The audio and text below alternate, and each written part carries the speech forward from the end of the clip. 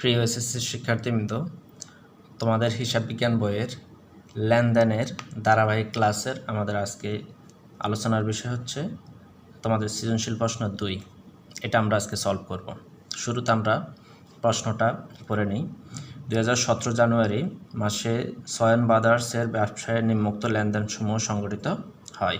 জানুয়ারি 1 তারিখে বলছে ব্যবসায় মূলধন আনা হলো 75,000 টাকা। 2 তারিখে 18,000 টাকা বেতনে একজন ম্যানেজার নিয়োগ করছে। এটা বুঝো, ম্যানেজার নিয়োগ করছে, ম্যানেজারকে বেতন দেয় নাই, বলছে যে তোমার বেতন 18,000 টাকা করে, এই কথা বলে নিয়োগ করছে মাত্র। জানুয়ারি 7 তারিখ দ্বারে পণ্য বিক্রয় করছে, মানে বাকিতে পণ্য বিক্রয় করছে। জানুয়ারি 10 তারিখ নগদে মণিহারি ক্রয় করছে। জানুয়ারি 12 তারিখ মালিক তার ব্যক্তিগত তহবিল থেকে ছেলের স্কুলের বেতন দিলেন 2,000 টাকা। মালিক নিজের ব্যক্তিগত তহবিল থেকে দিছে, কেমন, ব্যবসায় থেকে দেয় নাই। জানুয়ারি 20 তারিখ সুমনা ট্রেডার্সের নিকট হতে 30,000 টাকা পাওয়া গেল। সুমনা ট্রেডার্স এই প্রতিষ্ঠানের দেনাদার ছিল, তাদের থেকে 30,000 টাকা পাইছে। এখন আমরা কোশ্চেনগুলো দেখি। দেখো, লেনদেন নয় এমন ঘটনাসমূহ চিহ্নিত করে মোট পরিমাণ নির্ণয় করো। অবশ্যই পারবা, একদম ইজি না? চলে দেখো, সয়ন ব্রাদার্সের লেনদেনগুলোর সমীকরণ পদ্ধতিতে কারণসমূহ ব্যাখ্যা করো, যে তাদের কী কারণে এই ঘটনাগুলো, মানে A = L+এর উপরে কী কী প্রভাব ফেলছে সেটা আমাদের ব্যাখ্যা করতে হবে। সয়ন ব্রাদার্সের লেনদেনগুলো দ্বারা হিসাব সমীকরণের উপর প্রভাব দেখাও, মানে হচ্ছে ওই যে টেবিলের ছক আমরা যে করছি, কী উপর প্রভাব পেলে সেটা আমরা সলভ বের করতে হবে। তাহলে আমরা শুরু করি। দেখো, শুরুতে আমাদের যদি লেনদেন নয় এমন ঘটনাসমূহের মোট পরিমাণ নির্ণয়, কেমন, এটা আমাদের 1 নং সৃজনশীল আমরা বের করছি, সেম একই কাজ, শুধু এখন তোমাকে চিনতে হবে লেনদেন নয় কোনগুলা, লেনদেন কোনগুলা, কেমন।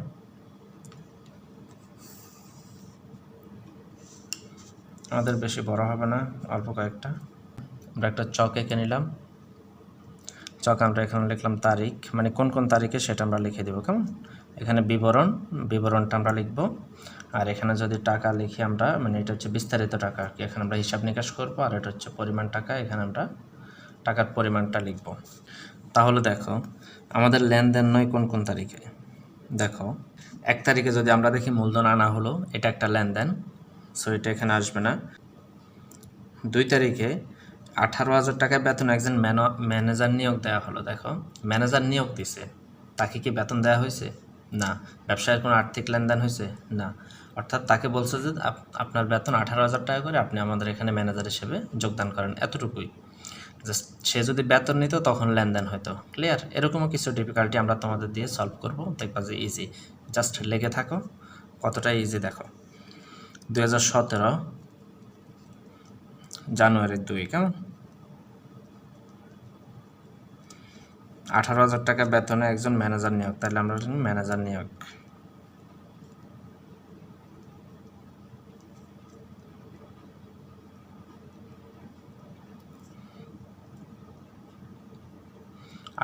টাকা। তারপর হচ্ছে দেখো, 7 তারিখে যদি আমরা দেখি দ্বারে পণ্য বিক্রয়ের পরে কি মালিকানা সত্ত্বের উপরে একটা প্রভাব পেলে হয়, কেমন। তারপর মণিহারি ক্রয় করছে, যদি মণিহারি নগদের ক্রয় করে নগদ টাকা চলে যায়, এই তো, তাহলে মালিক তার ব্যক্তিগত তহবিল থেকে ছেলের স্কুলের বেতন দিল। বুঝো, আমরা সবসময় শুরুতেই বলে আসছি যে আমরা সবসময় ব্যবসায়ীর হিসাব করি, আমরা মালিকের হিসাব করি না, কেমন। ব্যবসায়ের আর্থিক অবস্থা পরিবর্তন করে এরকম জিনিসকে আমরা লেনদেন হিসেবে কাউন্ট করব। ব্যবসায়ের বাইরে তৃতীয় কোনো পক্ষের হিসাবকে আমরা লেনদেন হিসাবে কাউন্ট করব না। তাহলে এখানে মালিক ব্যক্তিগত তহবিল থেকে দিছে, মালিক ছেলের বাবা হিসাবে দিতেই পারে, বাবার পকেট থেকে টাকা যায়, এটা স্বাভাবিক। সেটা মালিক আর, মানে ওই ছেলে আর ছেলের বাবা বুঝবে, আমাদের ব্যবসায় হিসাব সেটা বুঝবে না। ক্লিয়ার? তাহলে এটা আমাদের জন্য কি নয়, লেনদেন নয়। তাহলে জানুয়ারি 12 তারিখ মালিকের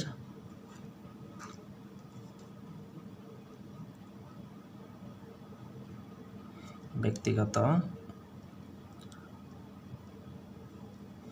তহবিল থেকে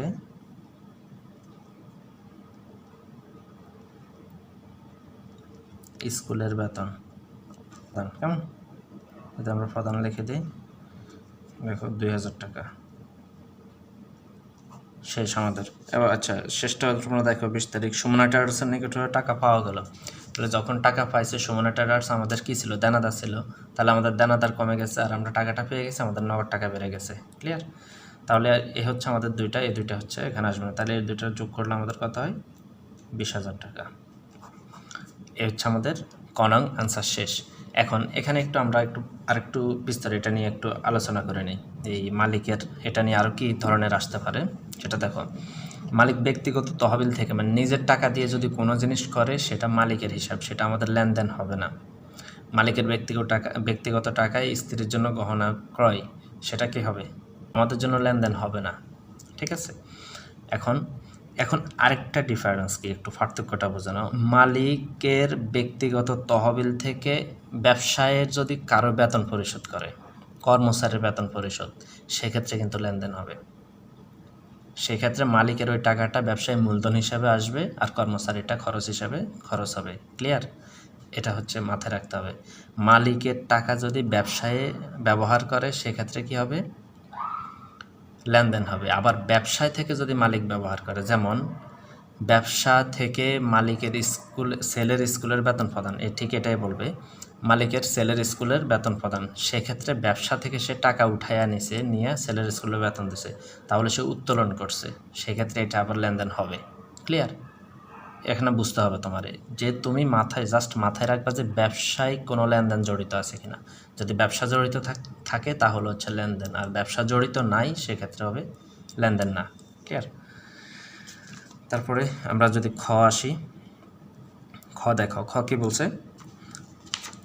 খ বলছে সয়ন ব্রাদার্সের লেনদেনগুলো সমীকরণ পদ্ধতিতে কারণসমূহ ব্যাখ্যা লেখো। যে তাদের যে লেনদেন ছিল, তাহলে আমরা জানি সমীকরণ পদ্ধতিতে আমরা যদি লিখি সমীকরণ পদ্ধতিতে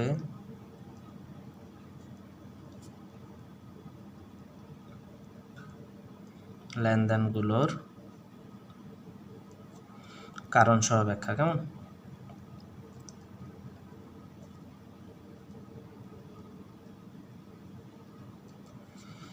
এখন তাহলে আমরা আগের ক্লাস যারা করছো তাদের অবশ্যই মনে আছে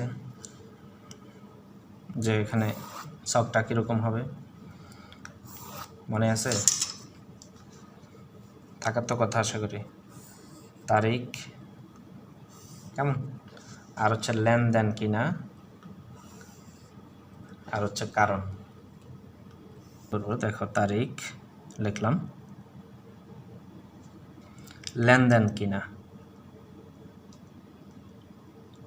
মানে এখানে হচ্ছে কোশ্চেন করছে লেনদেন কিনা, যদি লেনদেন হয় তাহলে লেনদেন, আর যদি লেনদেন না হয় তাহলে লেনদেন। এখানে অনেক সময় ঘটনা বলে দিতে পারে, ঘটনা বললে হচ্ছে লেনদেন এবং লেনদেন নয় দুটোই আসবে, আর যদি শুধু লেনদেন বলে তাহলে শুধু লেনদেনগুলো আসবে, কেমন?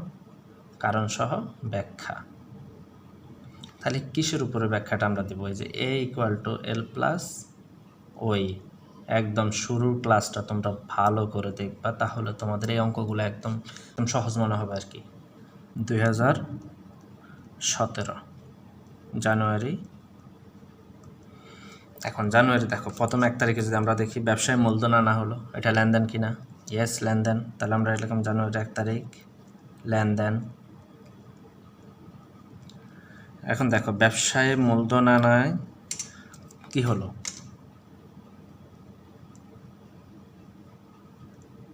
ব্যবসায় মূলধন আনা আছে না, মূলধন আনায় কি হয়েছে তোমরা একটু ভাবো তো। মূলধন বৃদ্ধি পাইছে না, মানে মালিকানা সত্ত্ব বৃদ্ধি পাইছে, তার মানে ওই বৃদ্ধি এবং মূলধনটা কি, যদি নগদ টাকায় আনে তাহলে একটা সম্পদকে বৃদ্ধি করবে, এই তো, তাহলে নগদ টাকা এবং এ বৃদ্ধি মানে অ্যাসেট বৃদ্ধি পাবে। মূলধন আসলে অ্যাসেট বাড়ে, আবার মূলধনও বাড়ে মানে মালিকানা সত্ত্ব বাড়ে, তাহলে এ বৃদ্ধি, নগদ টাকা অ্যাসেট, অ্যাসেট মানে সম্পদ, ঠিক আছে? তাহলে এ বৃদ্ধি, যে কোনো একটা সম্পদ বাড়বে। মূলধনটা যে কোনোভাবে আনতে পারে, নগদ টাকা আনতে পারে, ফার্নিচার আনতে পারে, কম্পিউটার আনতে পারে, যে কোনোভাবে যে কিছুর মাধ্যমে সে বিনিয়োগ করতে পারে। সেকেন্ড জানুয়ারির 2 তারিখ দেখো তো, এটা তো কি হবে না, লেনদেন হবে না, তাহলে এটা আসবে না। জানুয়ারির 7 তারিখে আমরা দেখি ধারে পণ্য বিক্রয় করছে, তাহলে 7 তারিখ যদি আমরা দেখি ধারে পণ্য বিক্রয়, এটা একটা লেনদেন। কেমন? ধারে পণ্য বিক্রয় 50,000 টাকা, বুঝো। এবার ধারে পণ্য বিক্রয় করছে মানে বাকিতে পণ্য বিক্রয় করলে, পণ্য বিক্রয় করছে মানে কি আমরা টাকাটা ভবিষ্যতে পাবো, তাহলে আমাদের জন্য একটা সম্পত্তি দাঁড়ালে মানে হচ্ছে দেনাদার বাড়বে। আর বিপরীতে কি হবে বলো, তোমরাই বলো।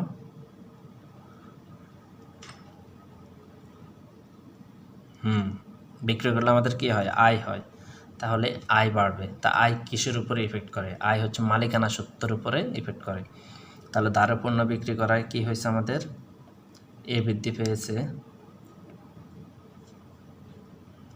করায় এ বৃদ্ধি এবং ওই বৃদ্ধি পাইছে নাকি? এটা আয় হচ্ছে ইফেক্ট করা হচ্ছে ওইয়ের উপরে, মালিকানা সত্ত্বের উপরে। ওই একদম শুরুর ক্লাসটা দেখো, ওইটা দেখলে তোমাদের এগুলো একদম ইজি মনে হবে। ওই বৃদ্ধি হয়েছে।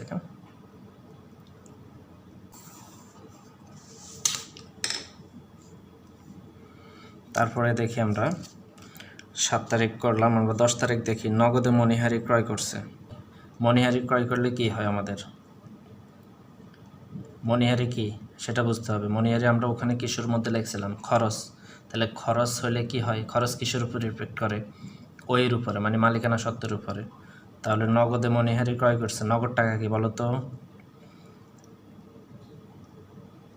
সম্পদ। কেমন? নগদে মণিহারি ক্রয় করায় কি হয়েছে আমাদের? নগদ টাকা খরচ হয়েছে একটা, তার মানে ওই হ্রাস পেয়েছে আমাদের। কেমন? ওই হ্রাস পেয়েছে মানে খরচ হয়েছে, মালিকানা সত্ত্বটাকে কমায় দেয় খরচ, আর আয় হলে মালিকানা সত্ত্ব বাড়ে। কেমন? এবং নগদ টাকা চলে গেছে না আসছে? চলে গেছে। চলে গেলে কি হয়? নগদ টাকাও চলে গেছে মানে সম্পদ কমে গেছে, তাহলে এ হ্রাস পেয়েছে। তার মানে তুমি মণিহারে যখন ক্রয় করছো, খরচ করায় তোমার মালিকানা সত্ত্বকে কমিয়ে দিয়েছে এবং কি করছে? তোমার সম্পদকে কমিয়ে দিয়েছে। দেন আমরা যদি দেখি 12 তারিখ, এটা কি হবে না? লেনদেন হবে না, যেহেতু মালিক ব্যক্তিগত তহবিল থেকে স্কুলের বেতন পরিশোধ করছে। তারপর সুমনা ট্রেডার্সের নিকট হতে 30,000 টাকা পাওয়া গেল। সুমনা ট্রেডার্সের নিকট হতে 30,000 টাকা পাওয়া গেল, এটা হচ্ছে 20 তারিখ। দেখো, এটা একটা লেনদেন। সুমনা ট্রেডার্স কি? যাদের কাছ থেকে ব্যবসায় মানে আমরা পাবো, তারা আমাদের কি? দেনাদার। আর যারা আমাদের কাছ থেকে পাবে তারা আমাদের হচ্ছে পাওনাদার। তাহলে দেনাদার একটা সম্পদ আমাদের জন্য, আমরা ভবিষ্যতে তার কাছ থেকে পাবো। তাহলে যখন আমি দেনাদার কাছ থেকে টাকাটা পেয়ে যাব, তাহলে আমার ক্যাশ টাকা বাড়বে, মানে নগদ টাকা বাড়বে। তার মানে একটা সম্পদ বাড়তেছে। দেখো, আবার দেনাদার কমে যাচ্ছে, তার মানে আরেকটা সম্পদ কমে যাচ্ছে। তার মানে সুমনা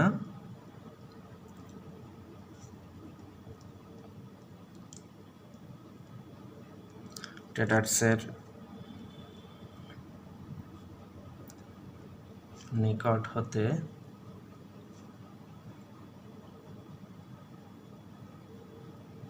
নগদ পাওয়ায় কি হয়েছে আমাদের? এ হ্রাস,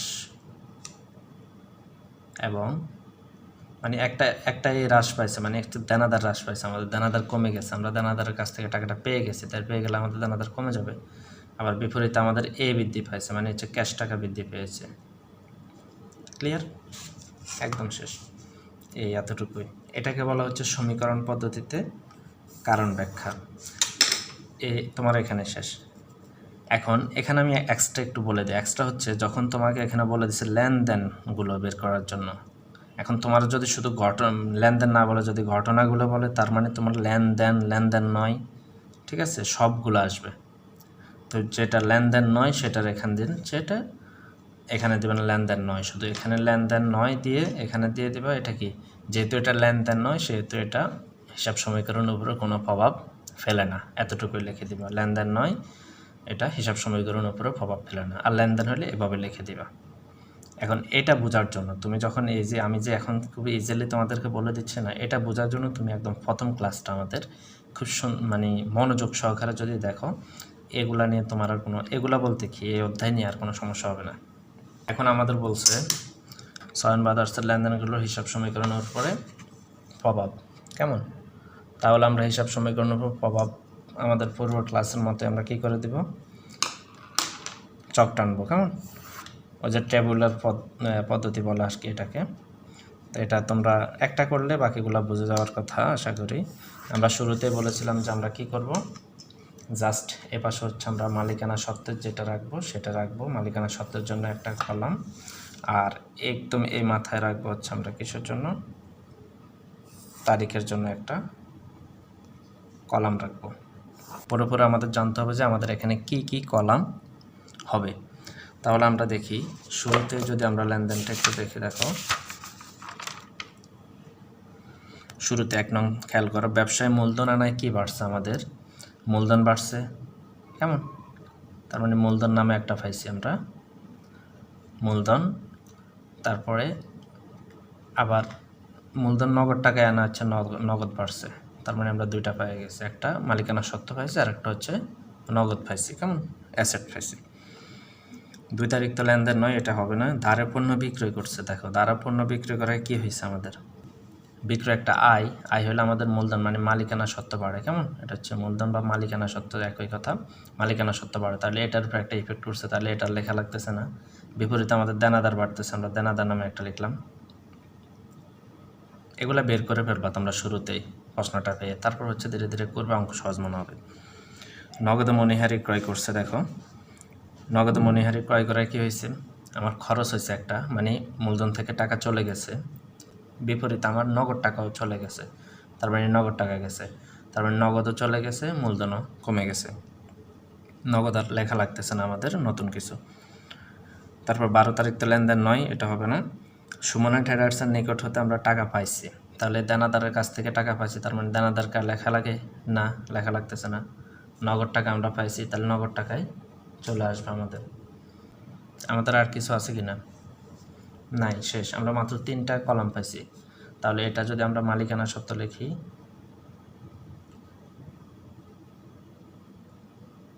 মালিকানা সত্ত্ব মানে মূলধন এটা, ঠিক আছে। আর বিপরীতে আমাদের এ পাশে হওয়ার কথা ছিল, আর একটা দায় হওয়ার কথা ছিল, কিন্তু দায় তো নাই। যদি তুমি চাও মানে ওই যে সমীকরণ মেলানোর জন্য, তাহলে তুমি রেখে দিতে পারো একটা কলাম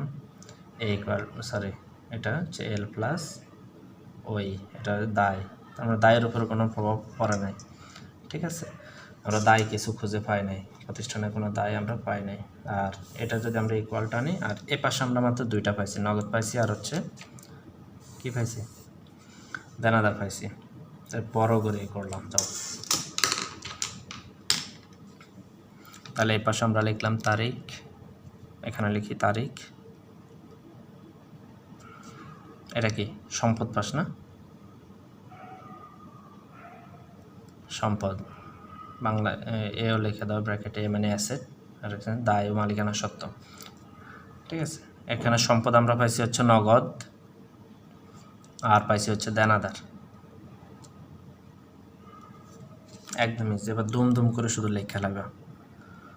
2017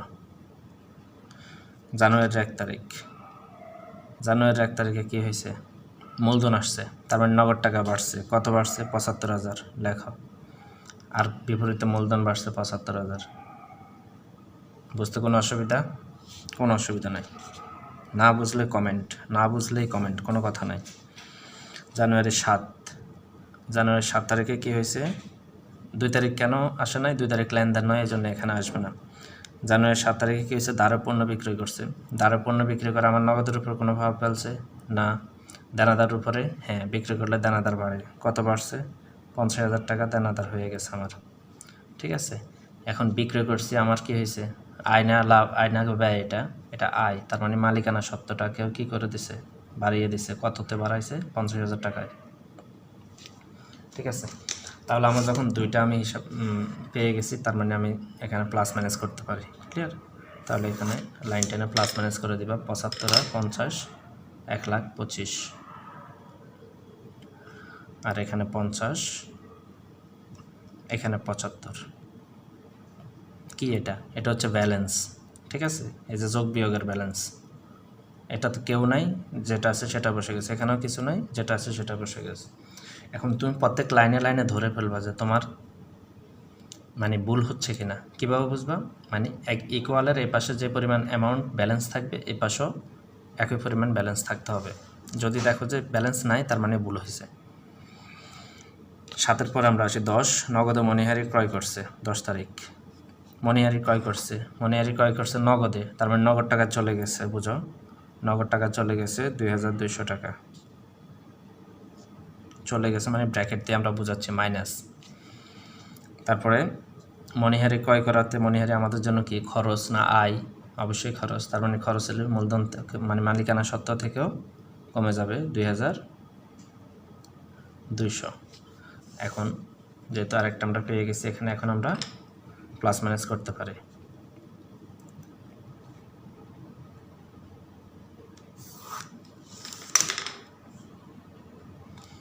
এখন প্লাস মাইনাস করো, 1,25,000 মাইনাস 2200 কত হয়? 1,22,800। এটা হচ্ছে আমাদের ব্যালেন্স। আর এখানে 50-এর 50 থাকা যায়, এখানে 75 থেকে যদি 2000 যায় তাহলে কত হবে বলো? 72,800। মিলাই দেখো, যদি না মিলে তার মানে, যদি মিলে তাহলে ঠিক আছে, আর যদি না মিলে তাহলে ভুল আছে। তারপরে দেখি আমরা 12 তারিখ। 12 তারিখ আমাদের লেনদেন নয়, সো এটা আসবে না, কেমন? 20 তারিখ দেখো, 20 তারিখ হচ্ছে সুমনা ট্রেডার্সের নিকট হতে 30,000 টাকা পাওয়া গেল। সুমনা ট্রেডার্স আমাদের কী ছিল? আমরা যার থেকে পাই সে আমাদের দেনাদার ছিল, তার মানে দেনাদার থেকে পাবো আমরা কি পাইছি? নগদ টাকা পাইছি, তার মানে আমাদের নগদে বাড়বে, কেমন? নগদে 30,000 টাকা আমরা পেয়ে গেছি, নগদ বাড়ছে। বিপরীত দেনাদার থেকে পেয়ে গেছি, এখন কি দেনাদার বাড়বে না কমবে? দেনাদার কমে যাবে আমাদের জন্য, কেমন? মানে আমরা ভবিষ্যতে এই টাকাটা আর পাবো না, যেহেতু এখন পেয়ে গেছি। তাহলে 30,000 টাকা আমরা কমিয়ে দিলাম। এখন এটা আমরা কাউন্ট করে দিই, এখানে তো কিছু হয় নাই, এখানে 1,22,800। এখানে যদি 30 কমাইয়া দিই হয় কত? 20,000। আর এখানে 30 বাড়াইয়া দাও, কত হয়? 7 আর 3 হচ্ছে 1,02,800। এখন দেখো ঠিক আছে কিনা। তারপরে কি করবা? যখন তোমার আর তো কিছু নাই, যখন নাই তখন হচ্ছে এখানে দাগ টেনে এই দুইটার মানে হচ্ছে এখানে দায় পাশে মানে ইকুয়ালের এই পাশে যা আছে সেটার সমান বরাবর এই দাগগুলো তোমরা মুছে ফেলবা রাবার দিয়ে, কেমন?